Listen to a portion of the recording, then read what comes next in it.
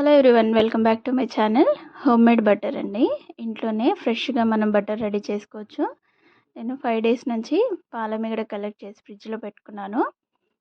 మిక్సీలో వేసి చల్లటి నీళ్ళు వేసుకొని వెన్న వచ్చేంత వరకు మిక్సీ పట్టేసుకుంటే సరిపోతుంది.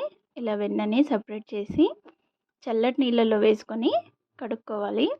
4-5 సార్లు నీళ్లు మారుస్తూ కడగాలండి. వెన్న చల్లటి నీళ్ళల్లో వేస్తే కరగకుండా ఉంటుంది. ఇప్పుడు ఒక బౌల్లోకి తీసుకొని సాల్టెడ్ బటర్ చేస్తున్నాను. కొద్దిగా సాల్ట్, కలర్ కోసం కొద్దిగా పసుపు వేసుకున్నాను.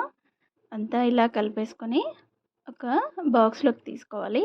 బటర్ పేపర్ ఉంటే బాక్స్లో ఫస్ట్ బటర్ పేపర్ వేసి వెన్న వేసుకోండి. అంతే అండి, ఫ్రిడ్జ్లో పెట్టుకుంటే సరిపోతుంది. నెక్స్ట్ డే నేను తీసాను.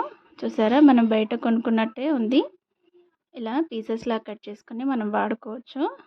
4-5 డేస్ మీగడ అయితే సరిపోతుందండి. ఎక్కువ రోజులు మీగడ వాడొద్దు, కొద్దిగా ఫ్లేవర్ చేంజ్ అవుతుంది.